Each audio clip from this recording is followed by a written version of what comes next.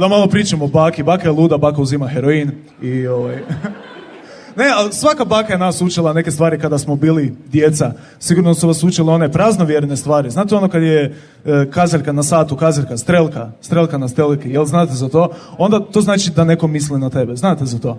I sad, to je simpatično, ali nije istinito. Nije se desilo u 1:05, strelka na strelki, sad su svi uvijek imaju jedno te isto ko sam to misli na mene, ko je to? Nikada se nije desilo da je zazvonio mobitel, ti si kao, molim, javiš se na telefon i čuješ s druge strane kao, hej, to sam ja, da, mislim na tebe, da, želim biti s tobom do kraja života.